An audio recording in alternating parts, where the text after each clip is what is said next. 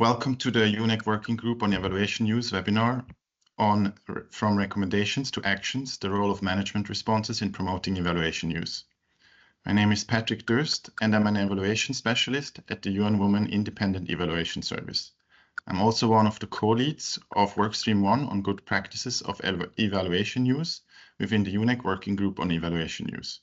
I'm honored to be moderating today's webinar on critical topics such as management responses, which are recognized in the UNEG norms and standards as the essential tool to translate evaluation recommendations into concrete actions.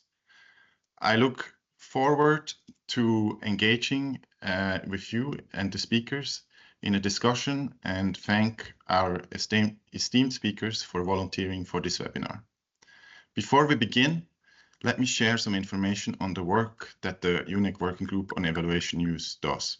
The working group consists of 3 work streams that focus on the group's different priorities. The first work stream seeks to identify and disseminate good practices to promote evaluation use in the UN system for a series of webinars and a compendium of good practices. The second work stream aims to identify indicators and methods to coherently track evaluation use across the UN system. The third work stream is conducting a study to understand the use of UN-commissioned evaluations by external stakeholders. These 3 work streams bring together representatives with various evaluation functions across UNEG member organizations. Alena Lapo from IAEA and Katinka Koke from UNITAR are responsible for the coordination of the work within the working group on evaluation use. Please contact them if you're interested in learning more about the working group or would like to contribute to one of those 3 work streams. Now, I'm delighted to introduce our first speaker, Ana Guerracho. She's the Chief of Engagement and Communications at the UNDP Independent Evaluation Office. Ana will present the results of an internal study that the UNDP Independent Evaluation Office conducted in 2022 to assess the quality of management responses. I'm really sorry, I messed up the order. Apologies to the speakers. We'll actually start with the presentation from the colleagues from UNITAR. So Anna will be our second presenter. Apologies for the confusion. So let's start with the colleagues from UNITAR. We have Rebecca Lara, Roxana Gomez, and Katinka Koke with us today. Rebecca is currently a trainee in the Planning, Performance Monitoring and Evaluation Unit of UNITAR, and Roxana is working as Monitoring, Evaluation and Learning Consultant, while Katinka is working as a specialist. They're both working in the same unit at UNITAR with Rebecca. Rebecca, Roxana and Katinka will kick off our discussion on management responses and follow-up systems. They will present the results of a review of the quality of management responses at UNITAR that has been ongoing in 2024. The review is a follow-up study to a study that assessed the implementation status of evaluation recommendations, which resulted in the development of a quality assurance checklist for management responses. This checklist was used in the present review to identify areas for improvement and make management responses more fit for advancing evaluation use at UNITAR. Rebecca, Roxana, and Katinka, the floor is yours. Thank you, Patrick, and thank you to the group for giving us the space to present the results of this study on quality of UNITAR management responses. And Katinka, Rebecca, and I will try to walk you through this study by presenting why we decided to do this, and the main findings and the practices as well. And yeah, as Patrick mentioned, so we have started to explore more the different pieces of the puzzle on evaluation use, and we are now focusing on implementation of recommendations, and that covers, of course, our management responses. So for this study, what we wanted to know was 2 main questions. We wanted to explore 2 main questions. The first one was a management reaction to evaluation recommendations. So how does management respond to this? To the evaluation recommendations, and then also to uncover some processes and practices when completing the management response. So for doing so, we review independent evaluations or centralized evaluations conducted by the evaluation office, and most of them were project evaluations. And we review this against the quality assurance tool that we have developed that basically contains different criteria of what a good management response should have. And this quality assurance tool was built upon the main element was standard 1.4 of the UNEG norm standards that focus on evaluation and follow-up. And we see in this slide it have a quite general description of what should be considered for follow management responses and follow-up. And we have extracted different elements that we have just like highlighted in yellow that should be included as part of this criteria. For example, whether management views were included, or how were the actions, whether actions were specific, if they were time-bound, and so on. And we also built on a study, a UNEG study, actually, that was conducted a few years ago, but that contains some good practice for different agencies and that were aligned to UNEG standard. So based on these different elements, we created a quality checklist that contained three main parts. So the first part is basically just the structure, just to know how understandable were the management responses, whether they were complete, and whether they were more or less apply the same across different evaluations. And then the second part that was like the core of it was the management response itself, that contain information on whether the acceptance status of each recommendation, whether this was clear, but also for the case of partially accepted recommendations, whether these plan actions were smart, so whether there was specific, whether there was a clear understanding of what would be the actions taken based on the proposed recommendations. And as well, the level of detail that we have on these different on the different decisions made by management, so that were contained in the management comments or management additional details to the documents. And then we have a section that it's correspond for the cases and when the suggested recommendations have to be implemented by the implementing unit. That was one of the key things that we wanted to know as well. And yeah, but what we found out with all of this, so the first thing was that there were some common challenges across the different management response.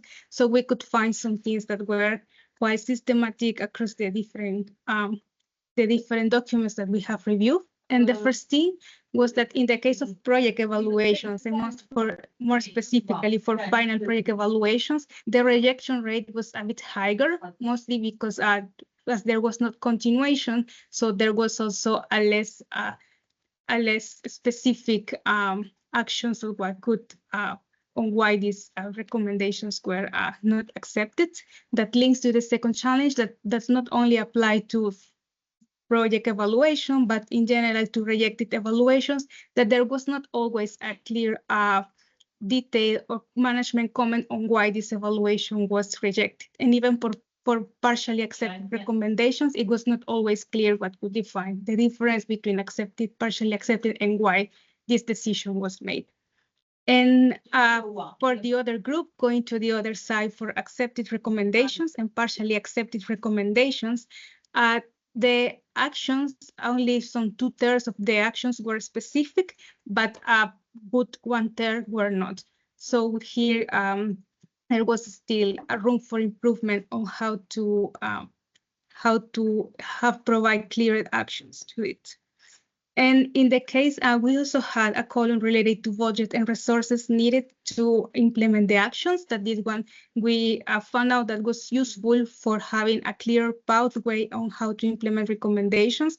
But then this information was not always filled up, and this was linked to better plan actions. So this was also a challenge that we found across different ones.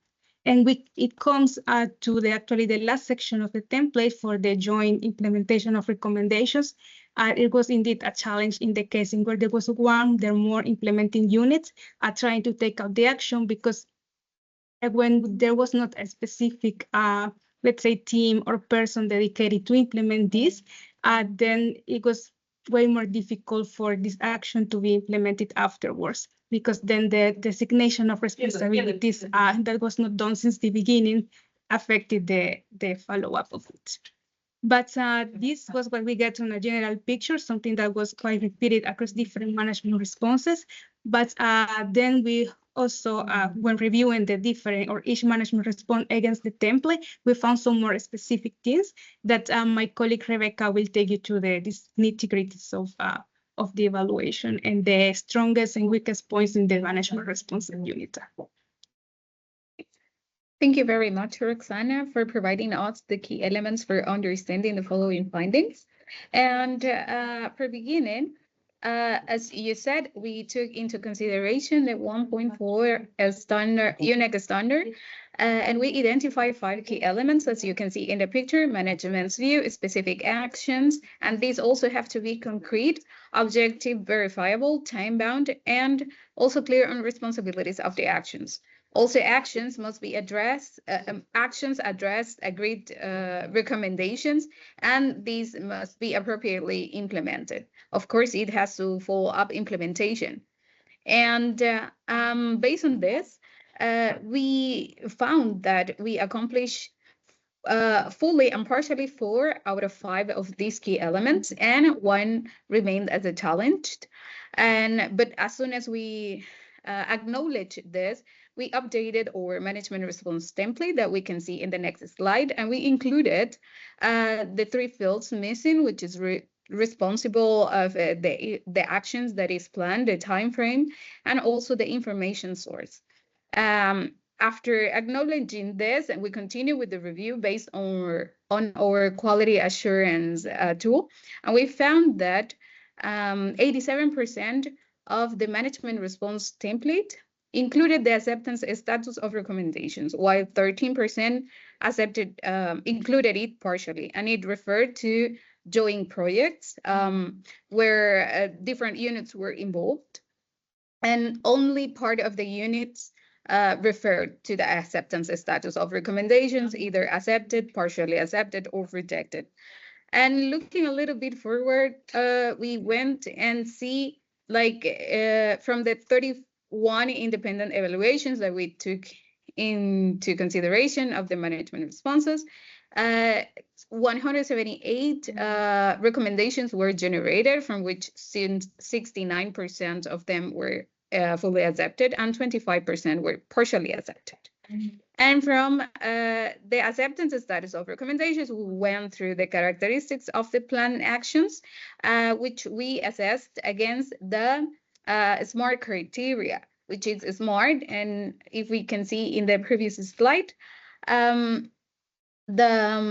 we thought that 61% of the actions were specific, fully specific, 81% were partially measurable, 61% were fully action-oriented, and 68% were resourced or budgeted, and 52% were partially time-bounded. And also, for continuing, we went and see the status of the planned actions, and we found that 65% of these actions were included. The status either planned or under implementation. 6 of them were included it partially, and it also refers to the joint projects that were part of the unit. So these actions, this status was only partially indicated. 16% did not included this status, and it was due to the changes, and it was due because some of them refer to the fact that the project has already finished, or maybe because the template that we provided was not used. And we also, in this case, we included a non-applicable section, and this non-applicable section of 13% corresponds to and also a finding that we went through, that it was regarding to changes into the template that did not include this status, this field for its status. But we also took action on that, and we updated the template. But we took into consideration it in order to do not affect the study. Other element which was key, also as you see in the standard 1.4, is the management view. So we found out that 84% of the management responses included the comments of the management team. 6% did not include it, and it did not include it because probably in most of the cases the comments were accepted, or these were related to cluster or strategic evaluations that use other templates of the partner institution. And the 10% in which the case does not apply.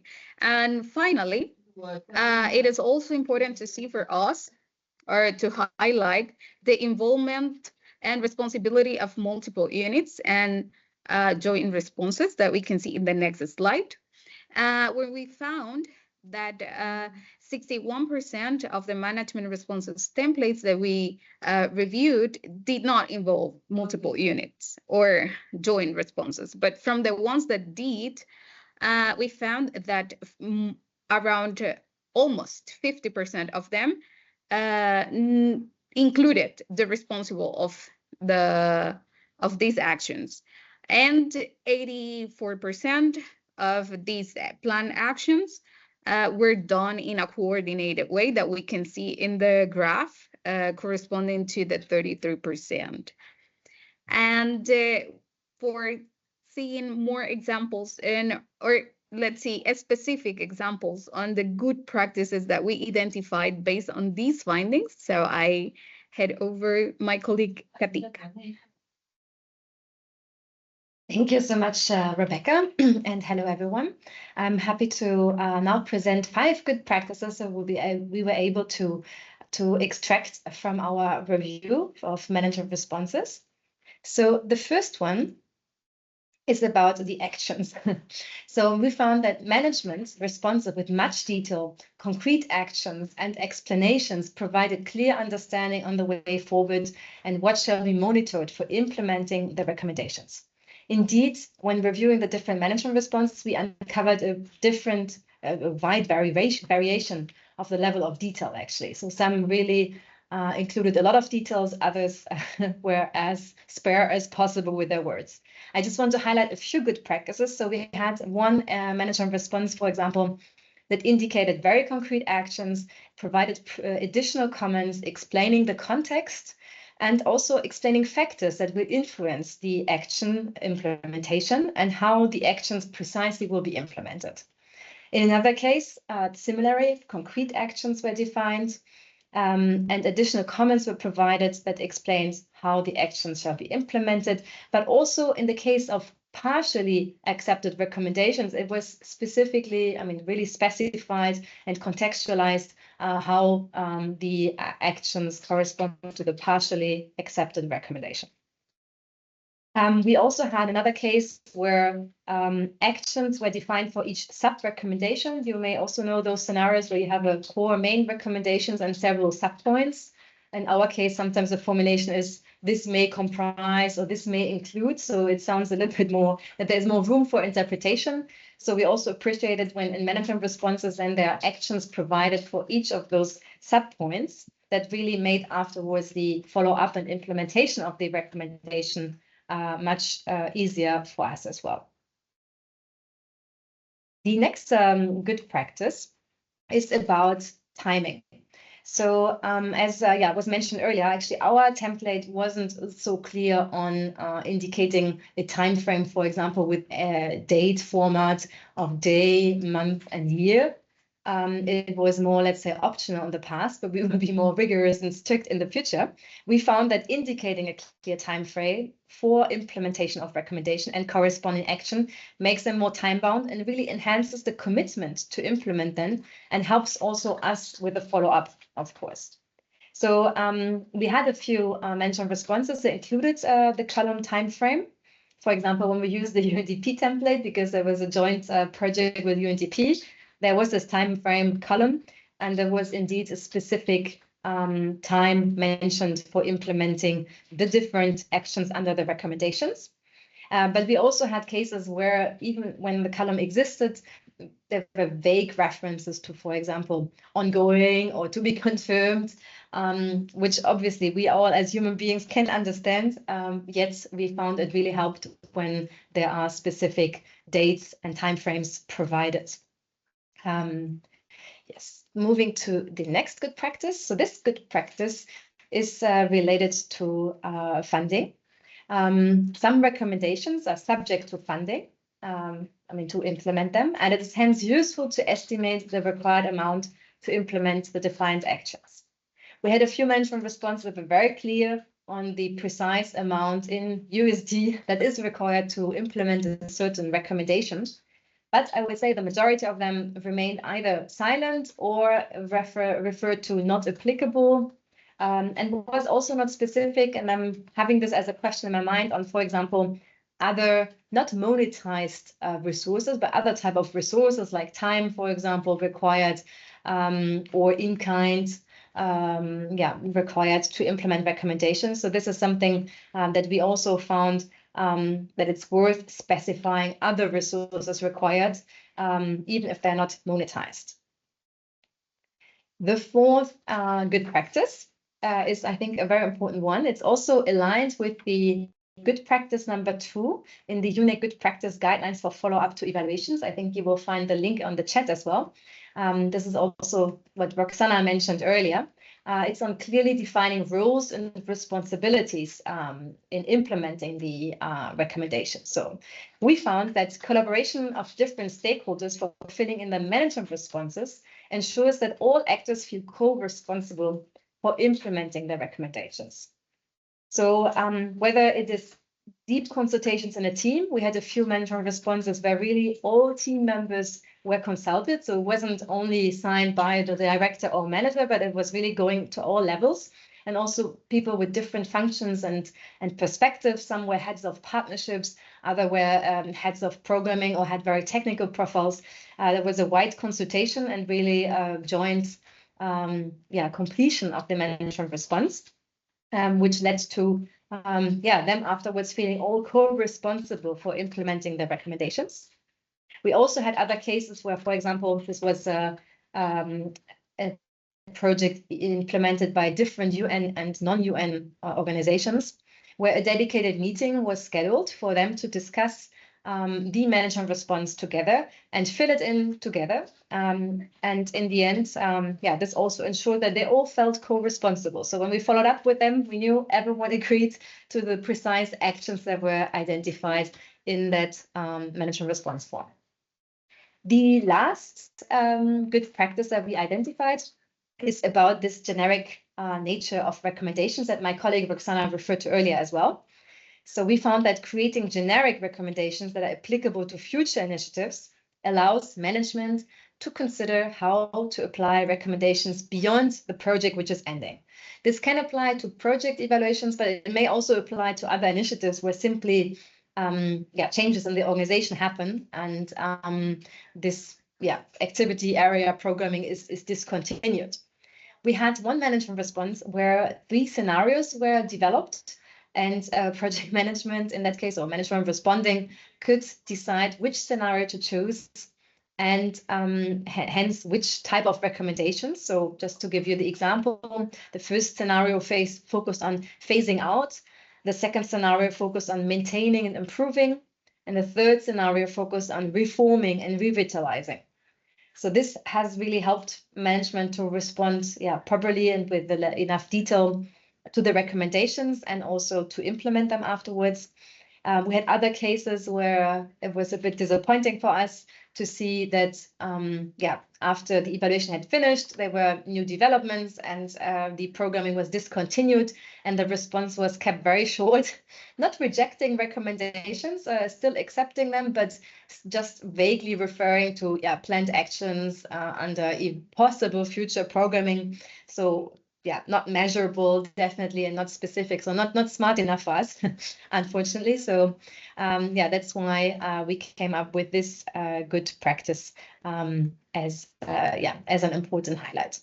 I also wanted to know from you, what instructions do you give respondents with regards to responding to recommendations that apply to the future when there is no specific project or direct activity plan? So if it is a little bit more vague and less traceable or measurable, at least in the short time frame of 6 months or 1 year, where we do our follow-up to implementing the recommendations. I would be very curious to hear from you on the chat or later on after Anna's presentation when we have the interactive discussion. I will stop here and hand back over to Patrick. Thank you very much. Thank you, Katinka, Rebecca. and Lara for the very insightful presentation. I think the good practices that you presented collectively really provide a solid foundation for drafting high-quality management responses. So now, without further ado, let me actually get to our next speaker, whose turn it now really is, Ana Guerracho from the UNDP Independent Evaluation Office. She's the Chief of Engagement and Communications at the office, and she will present the results of an internal study that UNDP that the UNDP Independent Evaluation Office conducted in 2022 to assess the quality of the management responses, the functioning of the management response system to track progress and document implementation of actions, as well as the use of evaluations in decision-making. She will also provide some insights on how the results of the study have shaped the work of the UNDP Independent Evaluation Office to strengthen evaluation use. So Anna, over to you. Thank you so much, Patrick, and thank you so much, colleagues, for being so numerous today at this presentation. So as Patrick indicated, I'm going to share the results of the study we conducted a few years back about the functioning of the management response system for UNDP evaluation, both central and decentralized, and then drive you through some of the thinking that has permeated our, let's say, follow-up to evaluate. Our management response system is not very different from what the colleagues in UNITAR have just showed you and what I've seen in other UN evaluations office. So for all the evaluations that we conduct and our colleagues in the country office conduct, we ask for a management response that has a little bit of a narrative part where colleagues share their feelings about it. And then for every recommendations that we write, we ask the colleagues to provide a little bit of an explanation why they accept or not accept the recommendations and what actions they intend to put in place, by when and by whom. So this is very much in line with the UNEG standards that the colleagues have shown.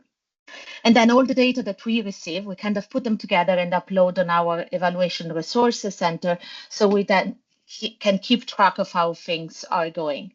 And this is an example of the dashboard we have for decentralized evaluations that we have conducted in the past 5 years, where you can clearly see how many management responses have not been submitted and how late colleagues eventually are, and as well for the key actions, what's the state of implementation, and for the key actions that are overdue, how long is the delay. So it's actually a very good tool to track the actions later.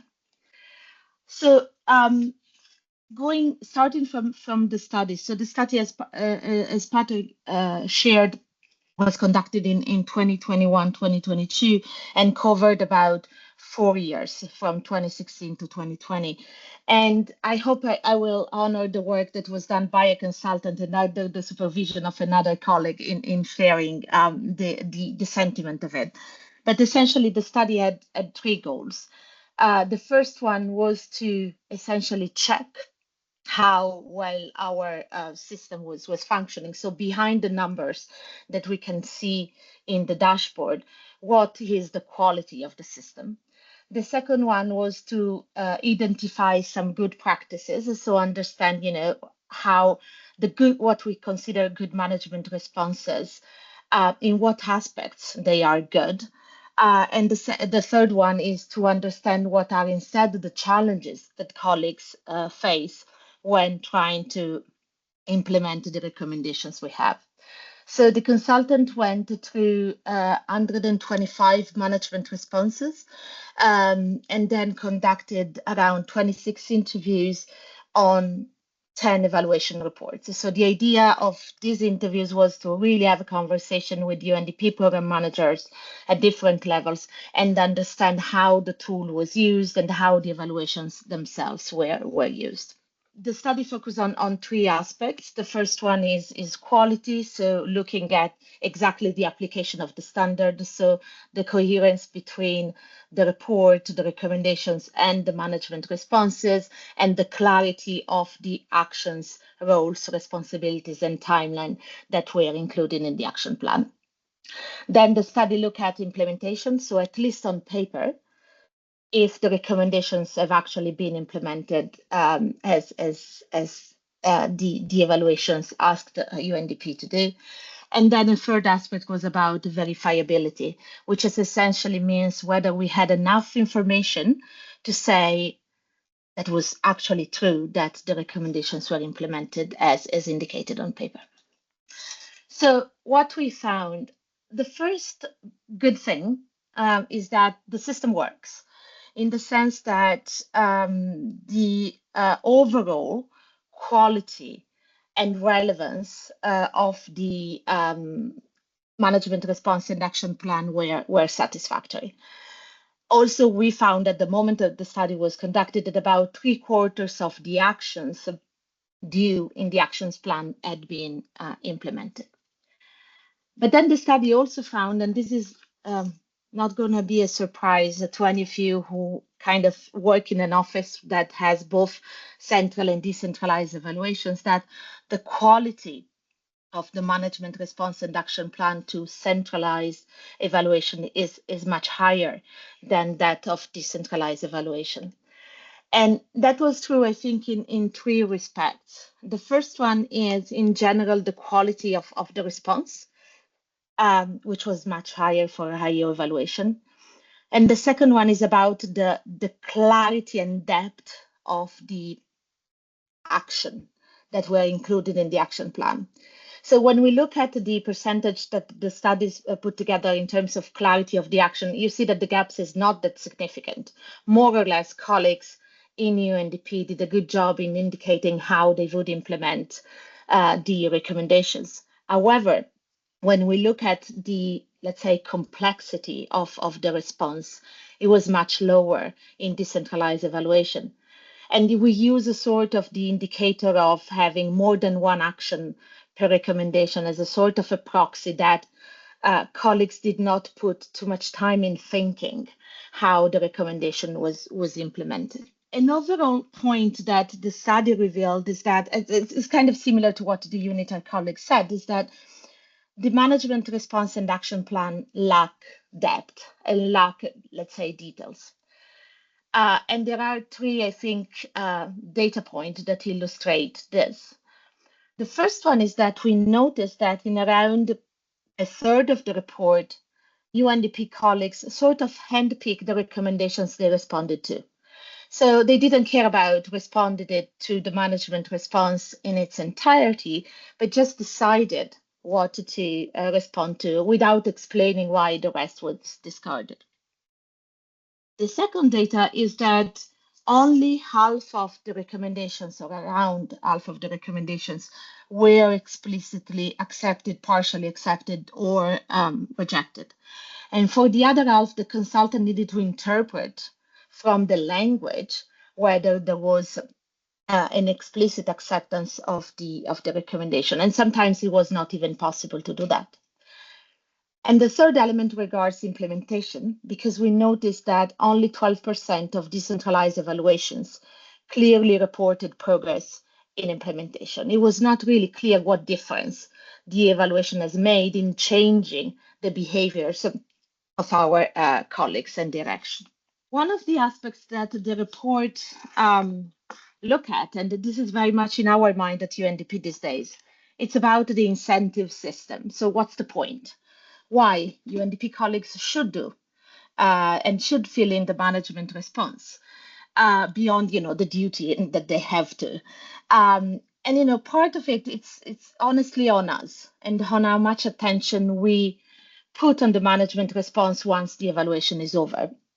But a lot of it has to do with something that also colleagues in UNITAR indicated, which is about terminal evaluations. The recommendation in this project, of course, are more challenging to be used, particularly if the project is over. Oftentimes it means that there are no resources to follow up. UNDP colleagues that do not have leverage to check what's going on, and particularly if the implementation falls on, let's say, external stakeholders, how do we know whether this has happened or not? So overall, the study found that most of the evaluations are used instrumentally. So they're used to improve the specific project or program that have been evaluated. And the management response system performs an important accountability function for that. However, there is very limited, let's say, cross-sharing or learning across evaluations. And there is a limited what we call permeation of the knowledge. We do not look at what recommendations we keep on asking UNDP to implement. And we think that there is a lot of learning around that. However, there are two things that are important that are sort of opening to incentivize more the use of evaluations and management responses. The first one, and it's an element that emerged from conversation that the consultant had at that time with our colleagues, and we keep on having, is that there is very much a space for the political use of evaluation.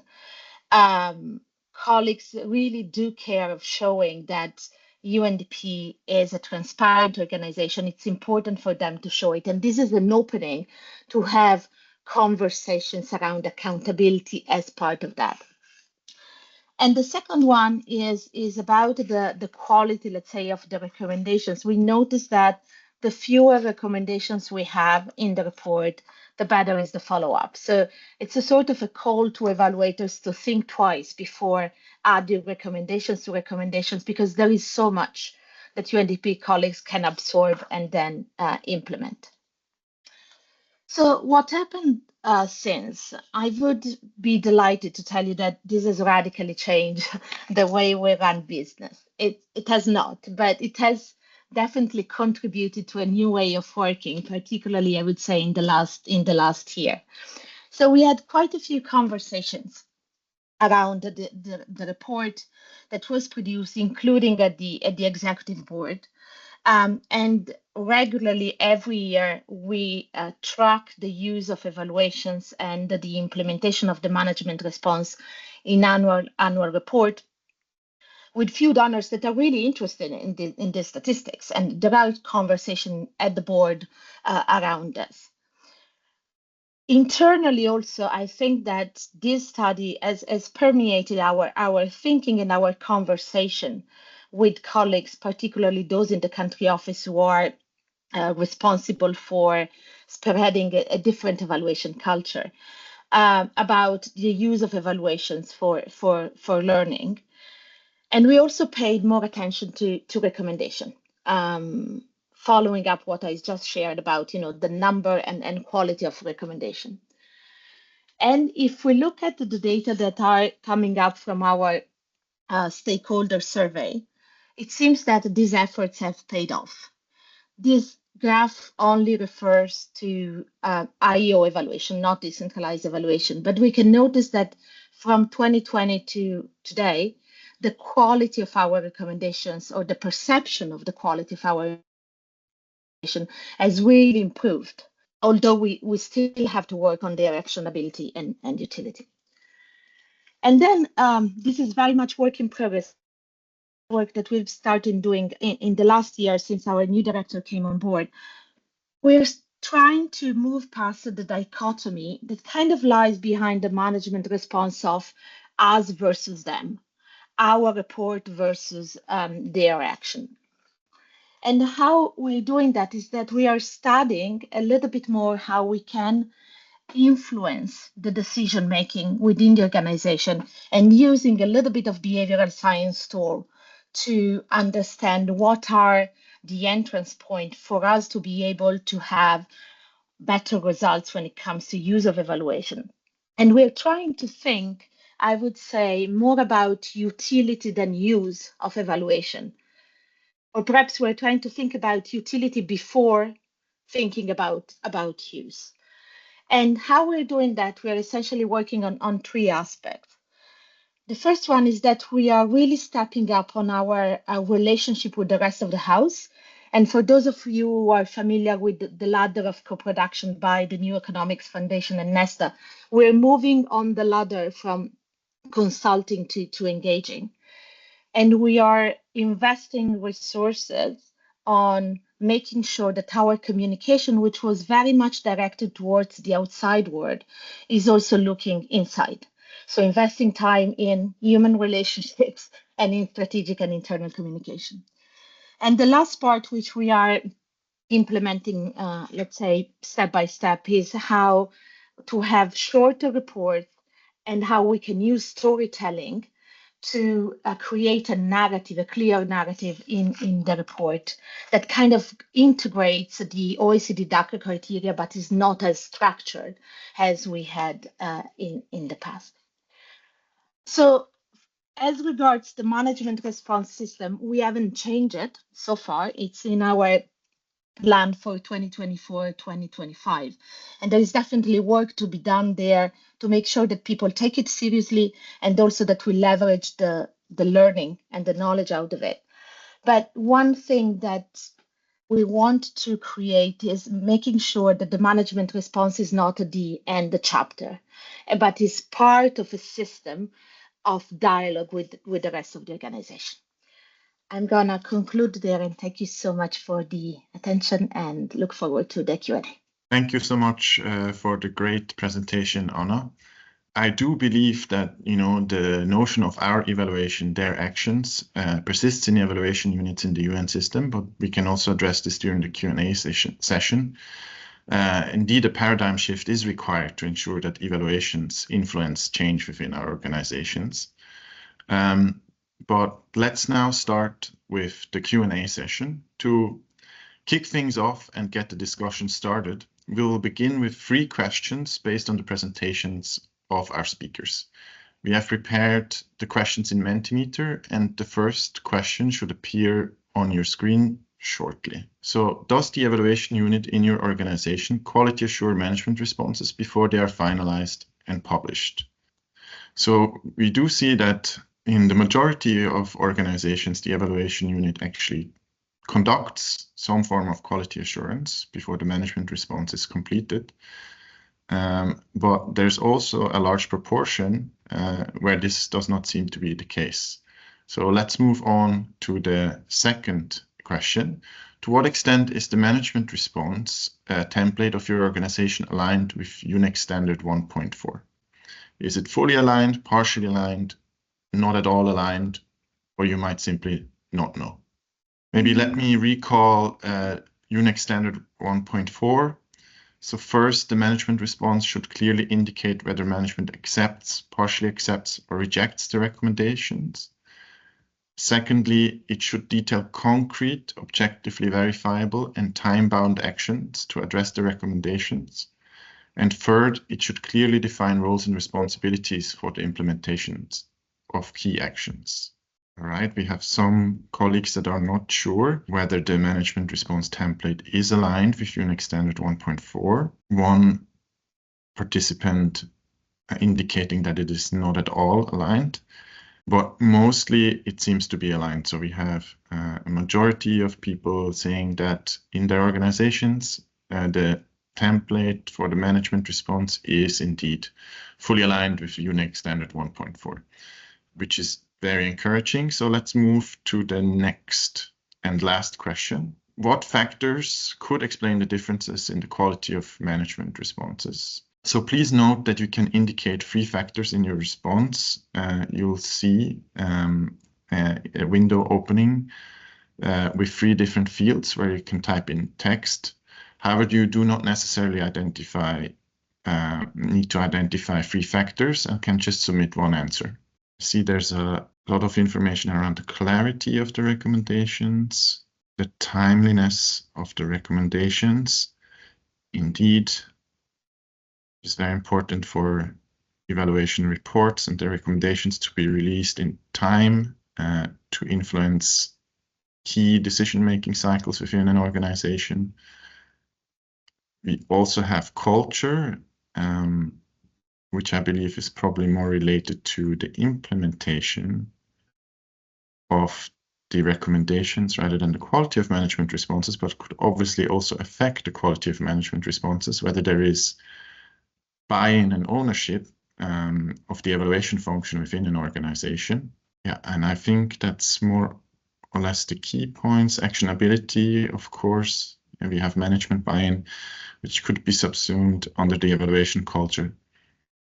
So this is great. I think we can wrap up this section. Thank you so much for your presentation.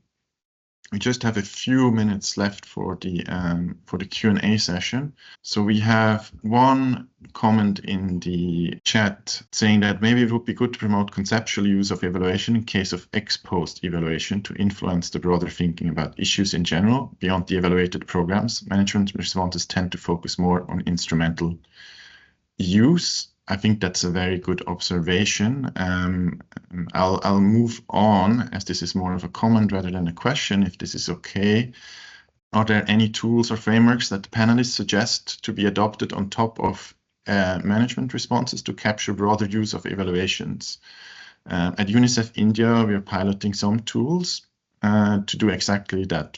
Would love to know if others are testing anything similar, and maybe a topic for a future webinar. So that comment is from Tishai Matur.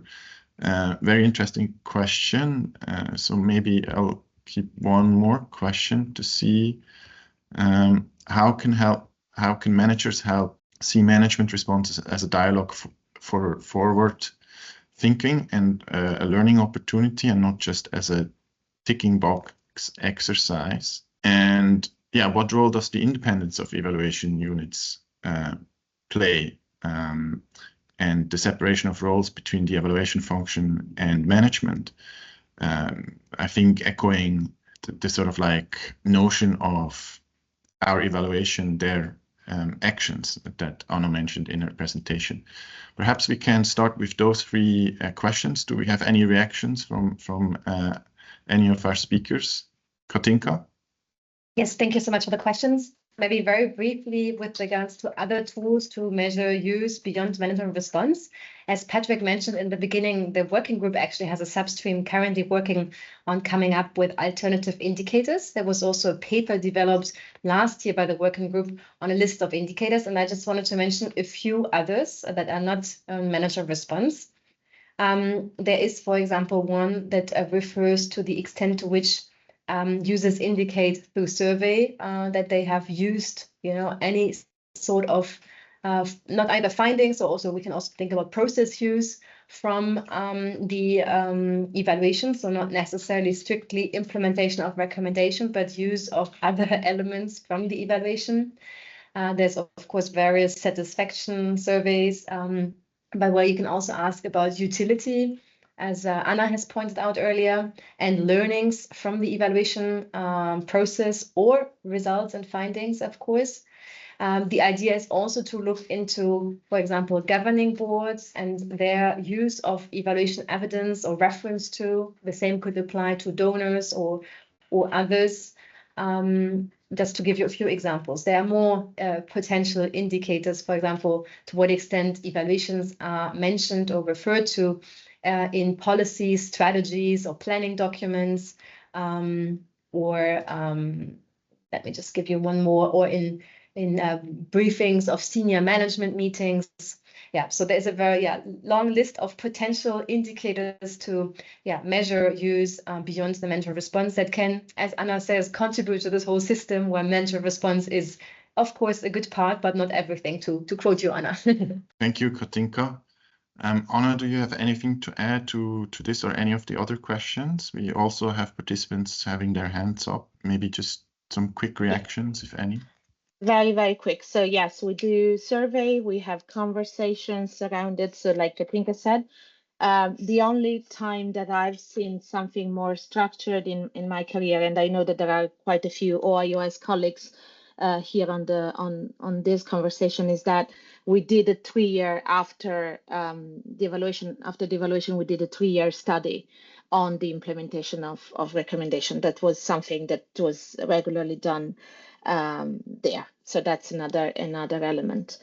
On the question on how do we monitor, I think that's how do we monitor the action? I think that's an excellent point. I don't think that as an office, I've seen a lot of efforts because of time constraints put in checking that the actual actions are in line with the recommendations and the management response. I mean, we do it, but it's not as in depth as one could do.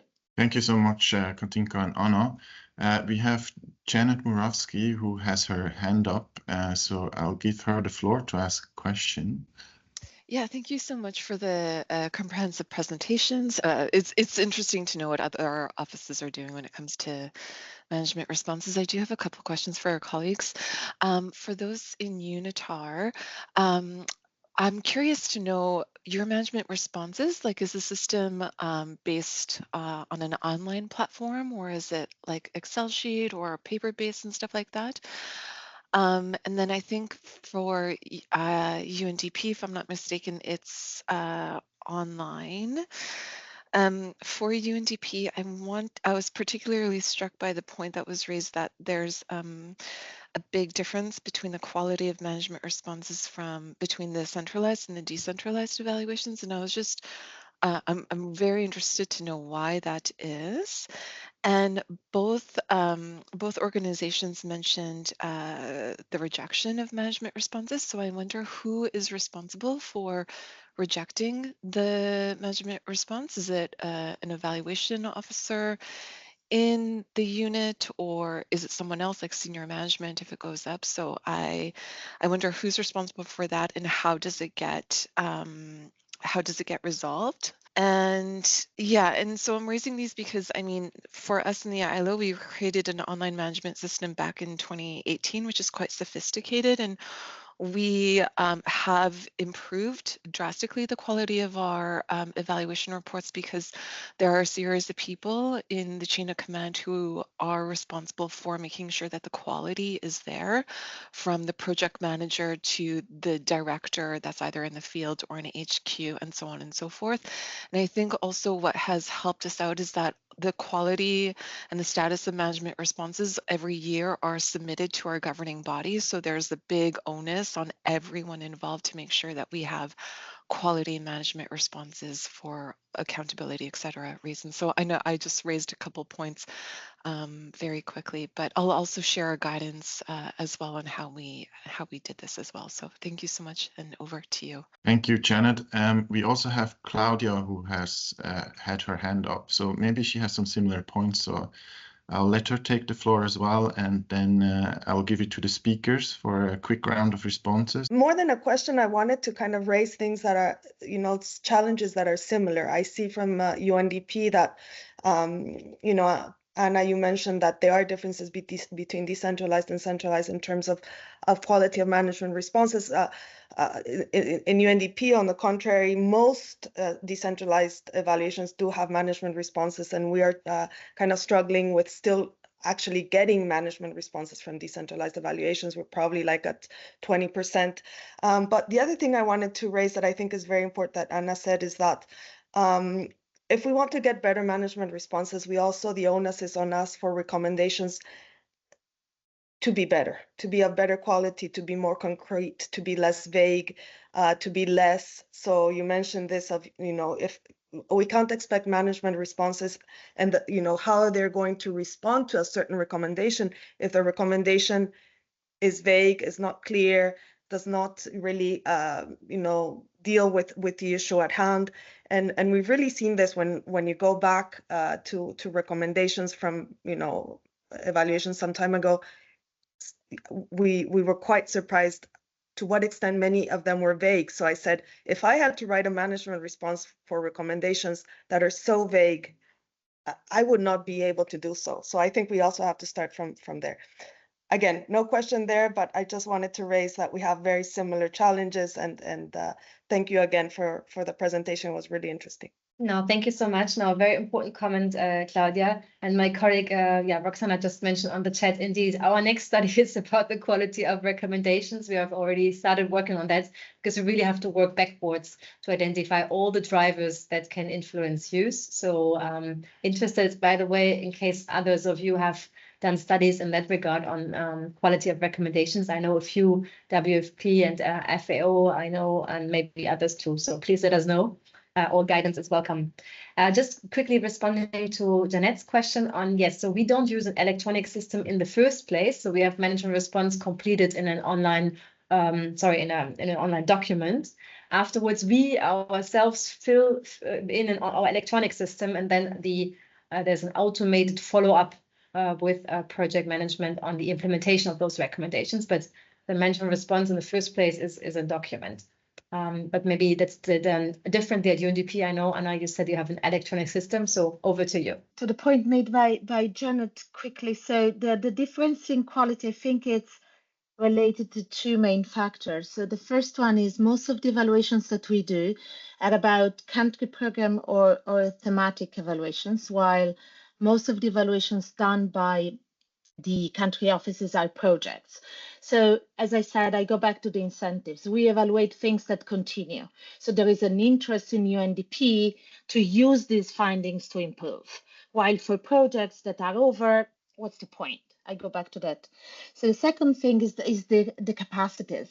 We have one person in every UNDP office working on monitoring evaluations and RBM. It's a huge job. They just can't keep up. I don't think it's a matter of seriousness. I think it's a matter of capacity and time.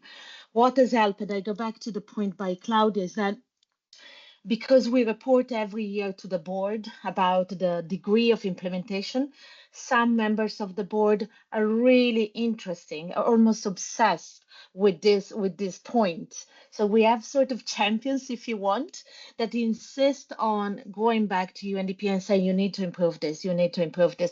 And it doesn't make a huge difference if you don't have the resources to do it, but I think that it's a drop every year, and they know that they have to do it. And so I think that the repetition might help in our case.